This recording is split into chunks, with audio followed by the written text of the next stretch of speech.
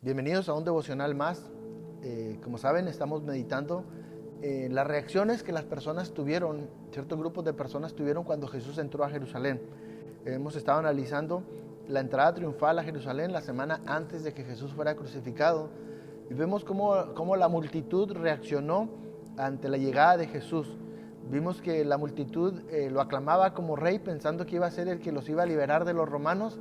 Cuando se dieron cuenta de que no fue así, se decepcionaron de Jesús y de gritar Hosana, Hosana, empezaron a gritar crucifícale, crucifícale. Se voltearon porque solamente buscaban a Jesús para sus propios deseos, para lo que ellos querían, para sus propios intereses. Ellos no seguían a Jesús porque realmente le amaban. Así es que vimos que esa es una manera incorrecta de seguir a Jesús. Vimos también los fariseos, cómo los fariseos, Jesús era un estorbo para ellos. Ellos se habían enfocado tanto en lo mundano, se habían enfocado tanto en las cosas, en el poder, en el control, que no habían podido ver al Mesías. Lo tuvieron frente a ellos y no lo pudieron ver, porque su corazón se endureció y no pudieron ver a Dios porque se enfocaron demasiado en las cosas de este mundo. Y vimos que tenemos que tener cuidado también con eso, de que nuestro corazón no se endurezca y amando demasiado este mundo, de tal manera que nos perdamos lo que Dios tiene para nuestras vidas. Hoy vamos a ver otro grupo de personas que fueron afectadas con la llegada de Jesús a Jerusalén, y estos son sus propios discípulos. En muchas ocasiones Jesús le dijo a sus discípulos, no digan eso, no cuenten eso, no digan nada todavía. Cuando sanó a los leprosos, les dijo, no digan nada, y a los mismos leprosos les dijo, no digan nada. Cuando resucitó a la hija de Jairo, le dijo, no digan nada, es que eso se quede aquí entre nosotros. Cuando se transfiguró delante de ellos, les dijo, no cuenten nada todavía. Los discípulos estaban como amarrados de alguna manera, sabían que Él era el Mesías, sabían lo que Él iba a hacer, y se sentían como amarrados sin poder expresar y poder decir. Y ahora cuando Jesús viene entrando a Jerusalén, y los fariseos le piden que calle a la gente, que lo exalta y que lo alaba como a Dios, y les dice Jesús, no los voy a callar. Si ellos se callan, entonces las piedras van a decir. Los discípulos se dan cuenta de esto y dicen, wow, este es nuestro tiempo, nuestra oportunidad. Es como si Jesús los liberara para que pudieran decir lo que por tanto tiempo habían callado. Y entonces ellos ven en Jesús ahora sí como ese rey que ellos estaban esperando. Igual que la multitud tal vez pensaban que Él iba a ser el rey que los liberaría, tal vez también de las ataduras del diablo, pero también de los romanos. Ellos miraban en Él un rey terrenal. Incluso cuando Jesús les pone claramente lo que va a hacer, mira lo que dice Pedro, Mateo 6, 16, 21 al 22.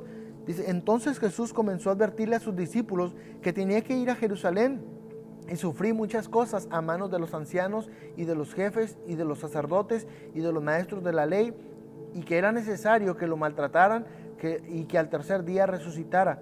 Mira lo que dice Pedro. Pedro lo llevó aparte y comenzó a reprenderlo. De ninguna manera, Señor, esto te sucederá jamás. Wow, mire qué tremendo.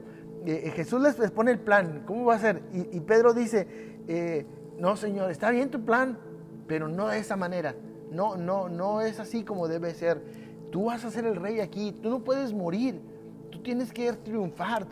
Él tenía su propio plan, y esto es triste porque no pudieron ver claramente, no pudieron ver el plan de Dios como Él lo miraba. Y esto fue triste. Incluso Jesús le llega a decir a Pedro, apártate de mí, Satanás, porque me eres tropiezo. No podían verlo completamente hasta después de que Jesús resucitó. Entonces sus ojos fueron abiertos y pudieron ver claramente lo que Jesús, el plan de Él. Y esto, hermanos, nos lleva a ver y aprender varias cosas de esto, especialmente una, que cuando no confío en Dios, yo me puedo perder su plan. Cuando yo no confío en cómo Dios está trabajando en mi vida, yo me puedo perder el plan de Dios. Los discípulos casi lo perdían, porque le dijeron, no, eso no es la manera correcta, tienes que hacerlo diferente. Sí, tú eres el rey, tú eres el Mesías, pero hay que hacerlo diferente. Y no es así. Nosotros podemos perdernos de igual manera ese plan de Dios cuando no podemos ver cómo Dios trabaja en nuestras vidas. A nosotros nos gustaría decirle a Dios cómo trabajar, qué cosas hacer o qué cosas no hacer. Por ejemplo, no nos gusta el sufrimiento, no nos gustan las enfermedades, no nos gustan las necesidades, no nos gusta el dolor, y esa es la manera favorita de Dios de cambiarnos. A veces nos tiene que meter en una necesidad grande, nos tiene que hacer sufrir, nos tiene que poner en una crisis mundial como la que estamos viviendo ahora para que podamos voltearlo a verle. No entendemos por la buena, como decimos por ahí, pero nosotros tenemos que entender eso, que Dios tiene un plan y a veces no nos gusta, pero tenemos que confiar en el plan de Dios. Cuando yo no veo el plan de Dios, entonces yo me ciego. Si no confío en Él, no puedo ver su plan. Y yo no puedo ver cómo Dios me cambia. Me gustaría decirle, Dios, sí, cámbiame, yo quiero madurar, pero no me hagas sufrir, no me hagas pasar necesidad, no me hagas pasar esta enfermedad. Hermanos, no sabemos cómo Dios lo va a hacer, solamente tenemos que confiar en su plan. Solamente tenemos que confiar en que Él tiene todo bajo control, que Él sabe cómo hacer las cosas. Así es que confiemos en el plan. Si queremos que Dios haga grandes cosas en nuestras vidas, tenemos que confiar en el plan de Dios. Nuestro plan no es mejor que el de Él. Confiemos en su plan. Que Dios les bendiga.